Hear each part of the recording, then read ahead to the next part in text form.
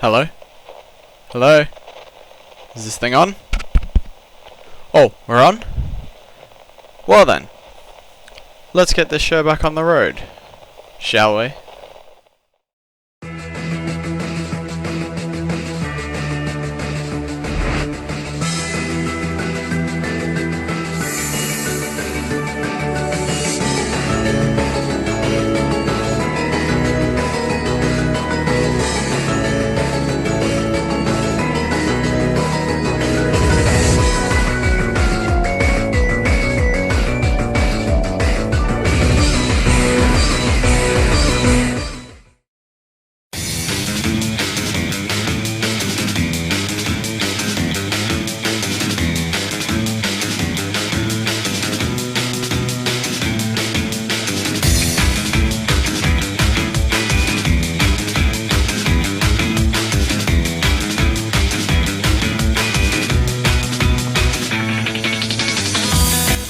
Two years, 2 months, 11 days.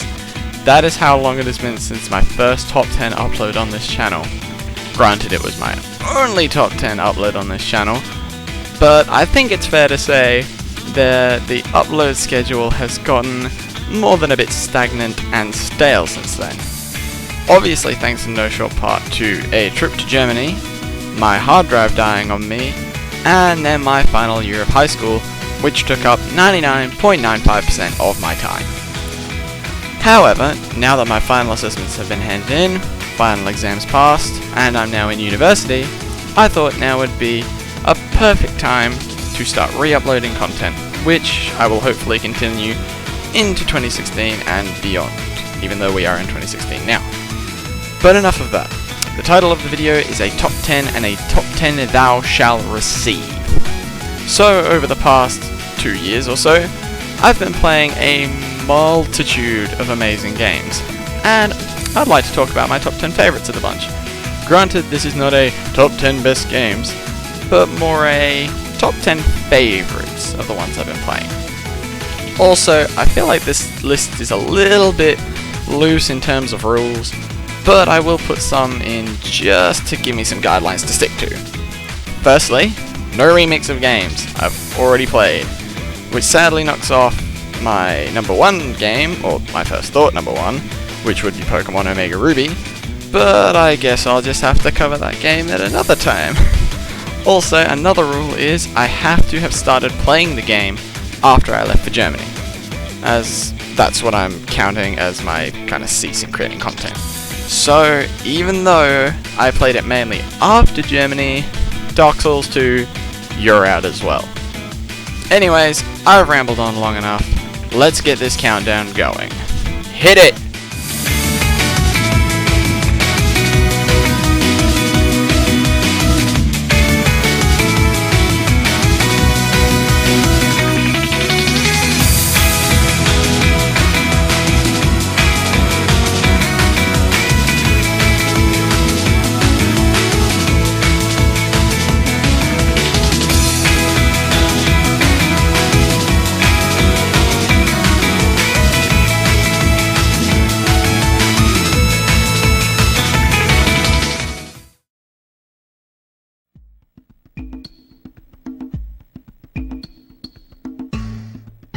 Oh boy, you know we're kicking it off on a good note when we have this game at number 10, Jak and Daxter.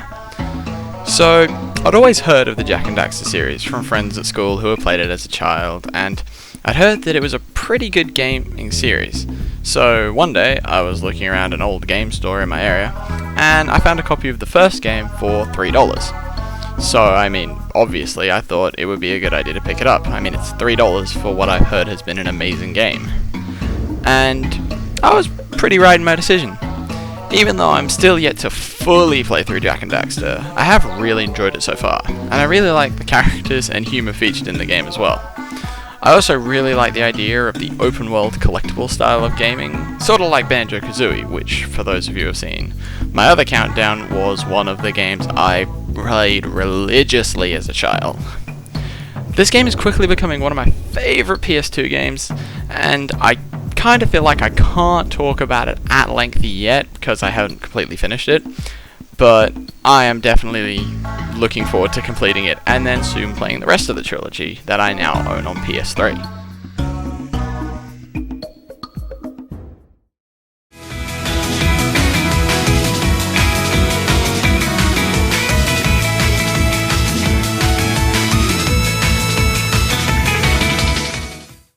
The temptation to grab my flame shield is strong with this next entry, but I think I'll be safe without it.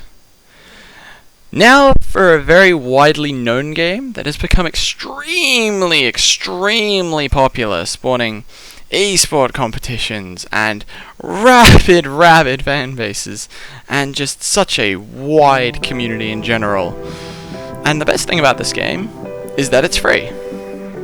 Ladies and gentlemen, welcome to the League of Legends.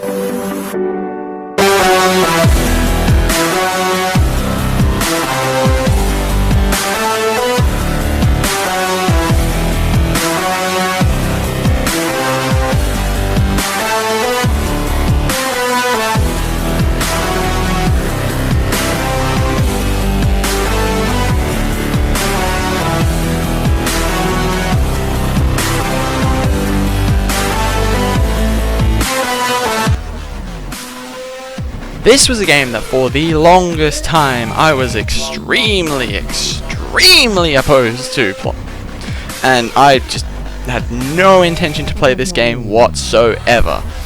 And I was also I was a strong anti-League of Legends gamer, like, no doubt. I'd only ever played the game once before in 2012, and it didn't really do anything for me. I didn't really find it fun or enjoyable, except for one game I played when I was playing as Xin Zhao. However, at the end of 2014, one of my friends suggested that we all download League, and if we liked it, we could, keep playing it as a regular, game that we could all play together, and if we didn't, we could delete it and we'd say no more about it. We clearly liked it, because we are still all playing it to this day. I guess what's different about playing League now as opposed to playing it back in 2012 is that now I can actually play it with friends, because back in 2012 I didn't really play it with anyone I knew. I just had heard from a friend that, oh, you should play as Caston, he's really good. Jumped into the first game, I'm like, oh yeah, Caston, I'll play him, and yeah, I kind of just got jumped on by people. But playing it with friends is a much better experience. There's just something really cool about forming a team of people and then just rocking up online and wrecking shop on the enemy team. Even though my group of friends has changed since then, I still have a great time playing League with my friends now, Keith, Simon and Mitch. And we all have an amazing time playing League and playing our favourite champions. Keith's more of a Vel'Koz and Kindred kind of guy. Simon's into Jinx and Kog'Maw, more of an ADC man. Mitch is mainly playing Pantheon, Olaf and Tahm Kench, so he's got a bit of diversity to him. And then, of course, there are my favourite champions, Ryze and Malzahar. I'm very much a fan of Malzahar in the mid lane. We do have a lot of other champions we like playing, I also love playing Yasuo, Graves and Nautilus as well. And, Mitch likes to play a little bit of Kindred as well, and Ashe, of course. And I guess basically what I'm trying to express with this is that I would recommend League of Legends to any group of friends who's looking for an amazingly fun, free-to-play game that's relatively easy to start with, like playing the intro bots. It's a pretty good, easy way to ease yourself into the game if you've never played a MOBA before.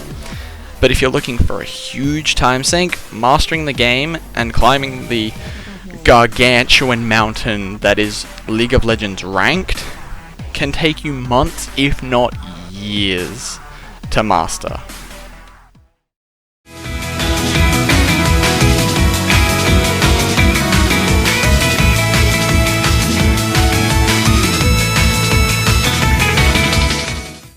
So, back in 2013, I picked up a 3DS as Pokemon X and Y were coming out later that year.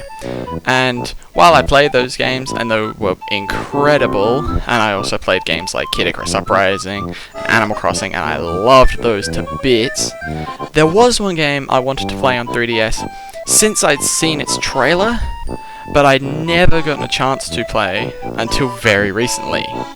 That game was Fire Emblem Awakening. Man, oh man, I am so glad I was finally able to play this game. Everything about it is just so well crafted and put together. I think that it is one of the must-have 3DS titles, no doubt. For starters, the story is extremely interesting and intricately woven that you really feel like you are being taken on a massive adventure with these characters. Chrom is an extremely likable leader, and other characters all have their own unique personalities, and they are all really interesting. Like, take, I guess, Henry for example, a dark mage whose greatest joy in life is to watch things die and is completely fascinated by death. His dialogue is possibly some of the most amusing you will see in the game, and his attitude towards death and the enemies he slays on the battlefield is just, it's one of like childlike glee. Just kind of disturbing when you think about it. Moving on from the amazing characters, the gameplay is also extremely tight and in depth. At the start of the game you can choose whether to play classic mode, where if any of your characters die in battle, that's it, they're gone. Bye bye. Or you can play on casual mode, filthy casuals, where if a casual dies in a fight, they come back afterwards and you can use them again after the battle is over. I feel like this is actually a really good decision, as it allows newcomers to the series, like myself, to experience the amazing story without the frustration of having all the party killed by one hard-ass enemy. However, I decided that I would play on Classic anyway. I still haven't finished Awakening. I'm about 35, 37 hours in at this point, but it is clear that I have got a long way to go still. But this also gives extreme value for money and is a must-have 3DS title, no doubt.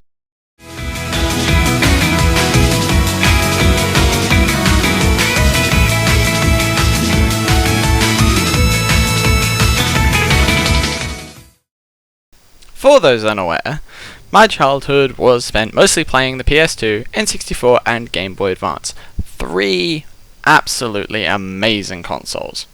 I did play some other consoles like the SNES and the PlayStation 1, and we've covered those. But I never really had much experience with the latter, except for games like Crash Bandicoot and Spyro the Dragon, and I'd only been able to really play these games if I was like to go out to dinner or somewhere, you know, those restaurants where they'd like have the PS1 there, and if they just so happened to have one of the games, I would be able to play it. So I missed out on what many would consider the absolute best PlayStation 1 game to come out during its lifespan. And this game would go on to tell one of the greatest stories in video game history. This game is, of course, Metal Gear Solid. If there was ever a game that would capture my interest in like the first 20 minutes, it was this game. After just 20 minutes of running around Metal Gear Solid in the opening little area where Snake comes out of the water, I was 100% hooked on this game. The controls were extremely tight, and the game actually still looks really good in my opinion, even by today's standards. And I mean, Metal Gear Solid 5 looked amazing, and this game still looks really good as well.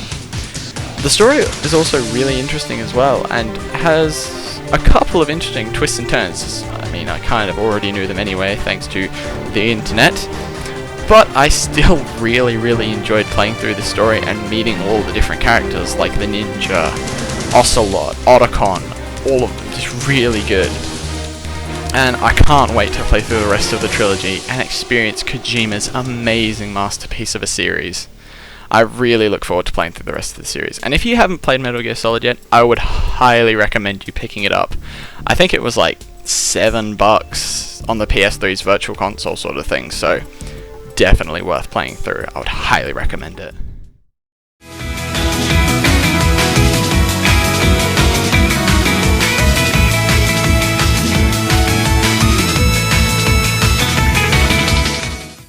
Yahar, mateys, we be taken to the 7 seas on this journey.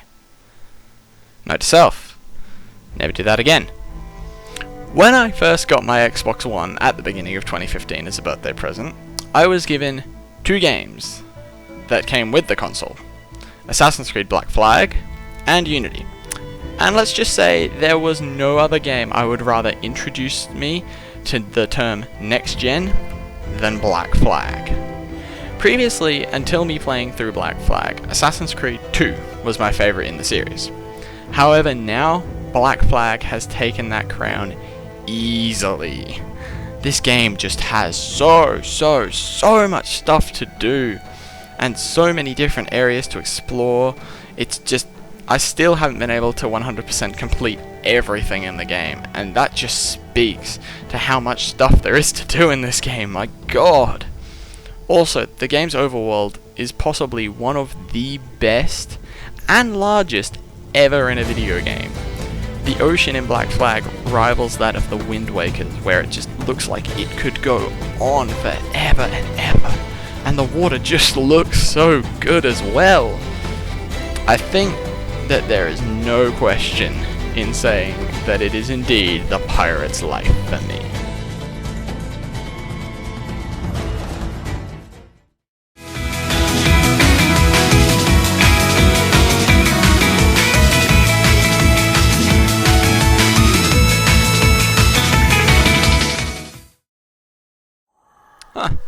So I found ourselves at the halfway point now, and I feel like it's time to bring out the great games I've been playing, almost religiously, since picking them up. So, where better to start than with Xenoblade Chronicles. As someone who loves the RPG genre of games, and I mean loves, it is astonishing how long it actually took me to finally getting to play this game. However, thanks to the ever generous Nintendo, they re-released it for the new 3DS, and so I am now able to play it on the go, so hooray for that. And I have to say, being able to play this game wherever really helps out, because this is in no way a short game to finish. I mean, hell, I've been playing at least for maybe 6 hours since picking it up at this point, and I have only gotten to fighting Zord for the first time. This game is massive, and like Black Flag, the game world is absolutely titanic. Oh, you see what I did there? Because, you know, you're walking around the body of a titan. Yeah, jokes? No? Okay. Anyways, the story is also extremely engaging, and is told so well. Also, the characters are extremely likable. And yes, I know everyone and their mother has already touched on this, but I may as well mention it as well. The use of British voice actors in this game is just something so incredible, and I feel like it really fits the genre of the RPG, especially games like Xenoblade. Games like Ni no Kuni also do this, and it is used to great effect in those games as well. Xenoblade Chronicles is truly an amazing RPG experience, and while I can't delve much deeper into it for fear of spoiling certain plot points, I can say that this game is that it just likes to start you off with one or two major gut punches, before then letting you fully explore the world and going out to your heart's content. I should mention that the game's main weapon as well, the Monado, is absolutely amazing. I feel like it's safe to say that this is, without a doubt, my favourite weapon in a game ever, even beating out the Keyblade from Kingdom Hearts, which was previously my other favourite. But anyways, I digress. If you have a Wii U, then this game is like, I think, $26 on the Wii Virtual Console thing, and if you've got a new 3DS, you can pick it up for a slightly higher price, but either way, no matter how you pick up this game, you will definitely get your money's worth, without question.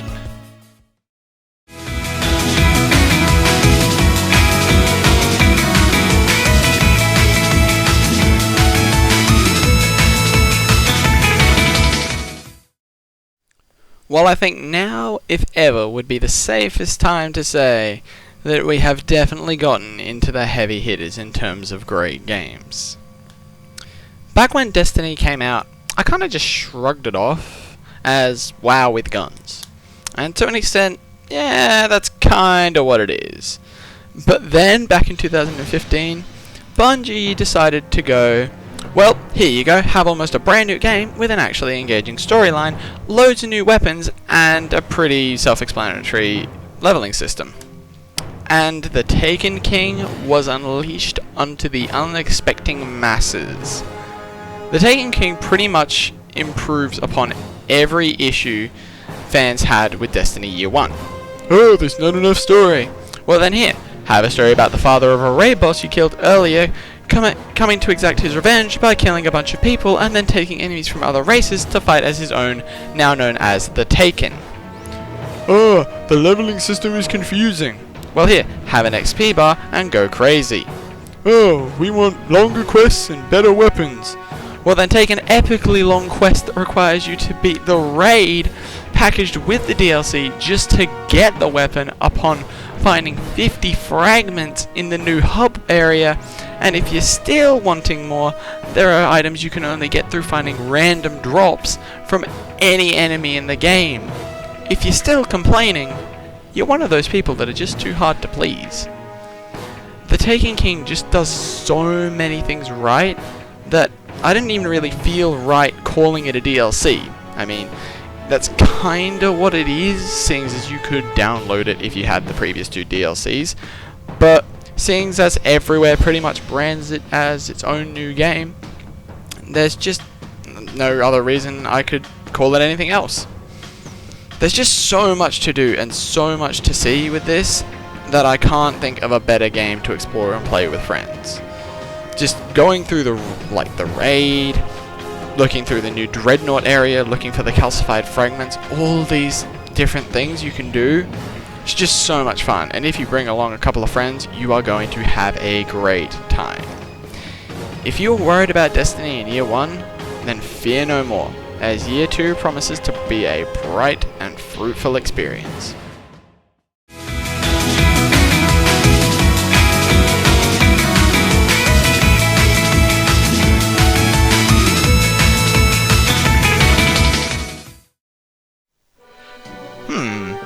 I really feel like we've been here before. A Ratchet and Clank game once again takes the 3rd place on a list of mine. But anyways, Ratchet and Clank A Crack in Time was the one Ratchet and Clank game I wanted to play more than any other, and was one of the main reasons I ended up buying a PS3 at the beginning of this year. I do now own a PS4 as well, but we're here to talk about Ratchet and Clank, so let's more so focus on that. This game is on the same level for me in terms of being amazing as Ratchet and Clank 3 is, and Ratchet and Clank 3 is my personal favourite in the series. But this game just added so much more content to the game. It is insane. Like, the fact that you can now fly around as the ship from planet to planet is just so cool, and there's the little radio you can tune in and out of to different stations. It's just so good, and you can, go to different optional planets to gain collectibles and gold bolts and all that sort of stuff, and the zonies. The game also looks absolutely outstanding. Like Ratchet, just his fur and everything just looks so good, and the planets look like so habitable and lived in. Like the first planet you majorly go to is a jungle level, and it just looks so beautiful. And some of the older games were also able to achieve this, but A Crack in Time just does it better than any other. Also, I have to mention that this game brings back one of, if not, the most hilarious villain I have ever seen in a video game, and of course, that is Dr. Nefarious. This guy is just so funny. I loved him in Ratchet and Clank 3, and I'm so happy to see him come back in this game. All in all, this game it just makes me so excited for the new Ratchet and Clank game coming, I think later this month on like the 12th of April. I feel like the 12th of April is another important date. Maybe we'll come back to that later. But I'm just this game just makes me so happy that I can finally play it. It's just so good.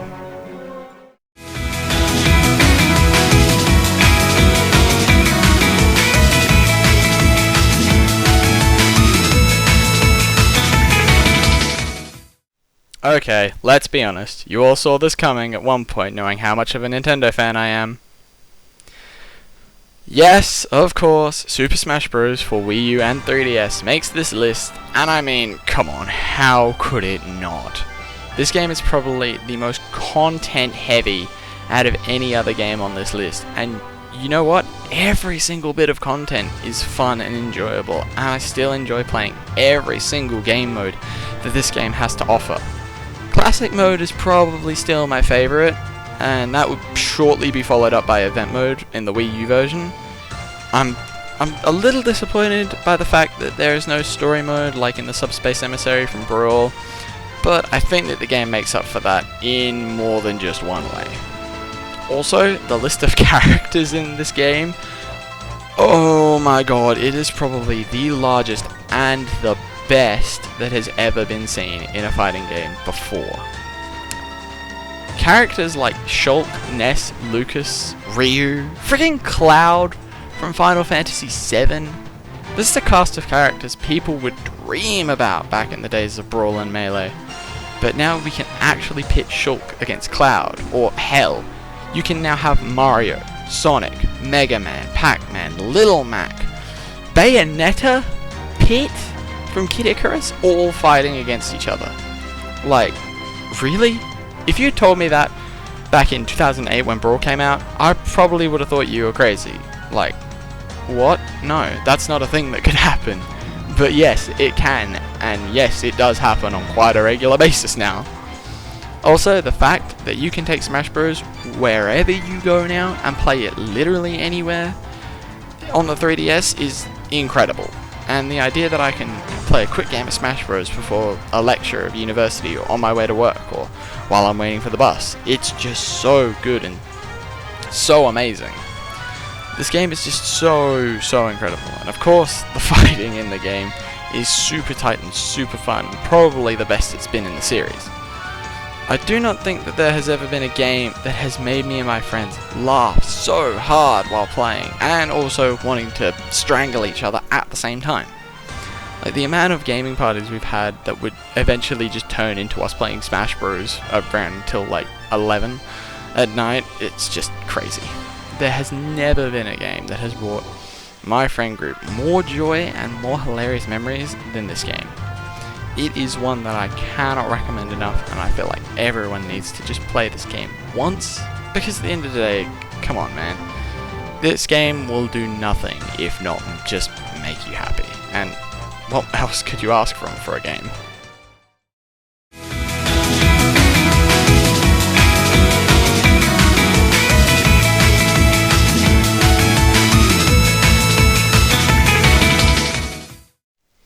Oh boy, what a surprise! The guy who did almost a whole month dedicated to Dark Souls would have Bloodborne. Pretty much the equivalent of Dark Souls 3 before Dark Souls 3 became an actual thing, as his #1 spot. Could it be that this game is actually really good and worthy of the Souls series? Nah, fuck that dude, he's biased. Yes, I know, the fact that I am absolutely in love with the Souls series may make some of you discount my opinion that Bloodborne is the best out of these games. But please hear me out on this one. Now, I'm going to tell you a little story about my experience with the Souls series, and hopefully you'll see where I'm coming from by putting Bloodborne as #1 when we're done. So, I'd never really played Demon Souls that much. A, because I never had a PS3 back then, and the game kind of just didn't really appeal to me, as I thought it would be kind of a horror fantasy game. And back then in 2010, I wasn't really into that sort of thing. Not a fan, nah. However, I have picked it up now, of course, and I'm playing through it, but that's beside the point. Fast forward a year to 2011 and the release of Dark Souls, and I thought, you know, what the hell, I'll give it a shot and play it. Can't be that bad or scary. Looks interesting. Let's have a go.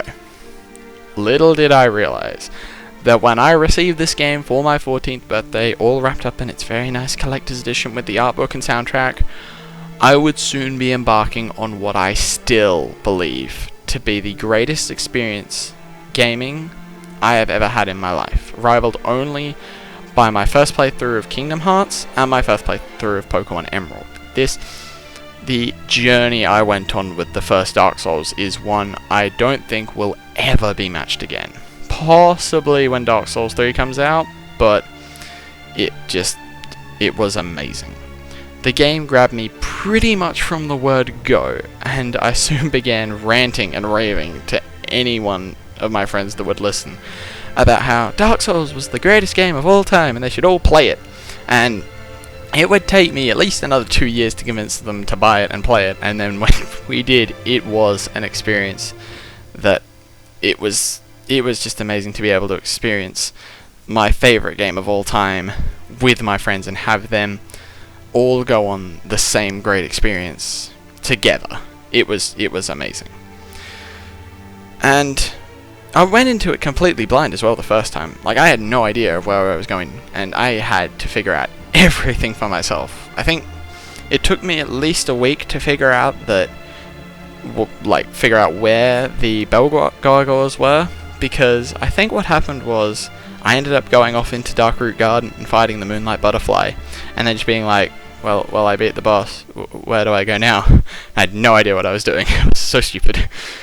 The other thing about Dark Souls, though, was the fact that you would feel so accomplished with every boss you were able to defeat. And when I finally beat Ornstein and Smough, my favourite boss fight in a game ever, partially because of how long it took me to beat them. When I beat them, I was over the freaking moon. I was also kind of a little disappointed, though, because, I don't know, I just feel like that boss fight just became a test of wills between the game and me. Who was gonna break first? Me or the game? And it turns out that it was the game that broke first, and I beat them. Yes! Anyway, we fast forward again, but was it 2? Yeah, fast forward 2 years this time, to Dark Souls 2. And actually, this was the same time that I started making content. Coincidence? No. And yes, it was a good game, but it didn't really grab me as much as the first game did, partly because I was in Germany upon its release, and so I got many things spoiled for me because, again, internet. Don't get me wrong though, it's still a good game, but certainly not as good in my eyes as the first one was. So, coming off of that, earlier this month, I picked up a PS4 off of a mate whose dad didn't really use this anymore. And, oh boy, I wonder what the first game I went out and bought would be. Well, of course, it was Bloodborne. And the experience I've had playing through this game has been so much the same as when I played the first Dark Souls that I just could not justify putting anything else as number one other than this game. The world of Yharnam is one that is so expansive, diverse, and interesting that I've just found myself getting so lost in it. Amazing locations like Central Yharnam, Forsaken Castle Canehurst, Yahar Gul, and the Hunter's Dream, and the Abandoned Workshop. They just all tie together seamlessly in this world. And as the night progresses, and you go further and further down the rabbit hole that is Bloodborne, you start to encounter some really weird and freaky shit.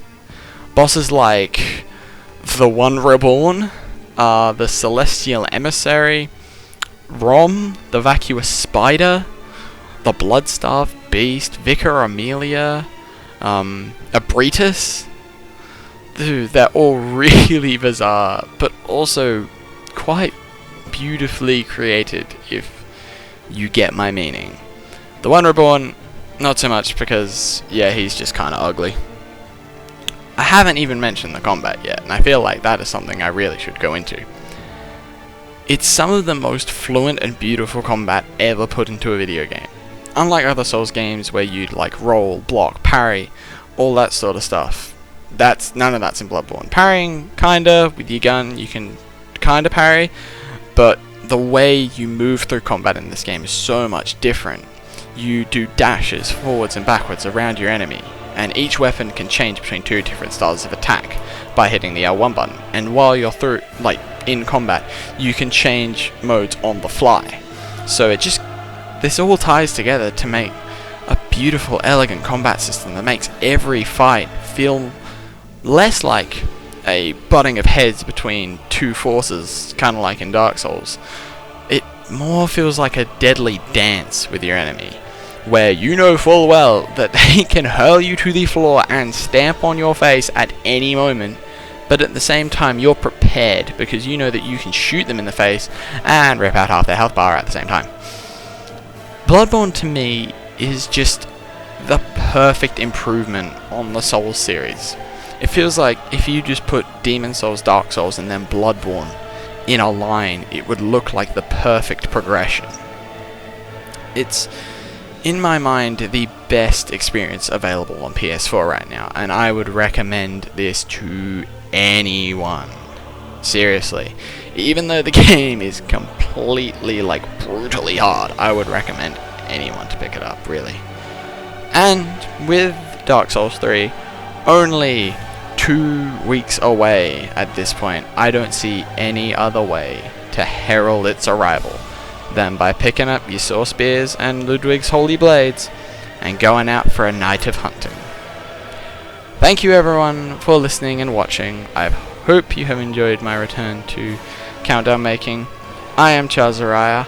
I have been your hunter this evening, and I cannot wait to get back into making more videos, and I have a couple of ideas I think you'll enjoy. Until then, remember, fear the old blood.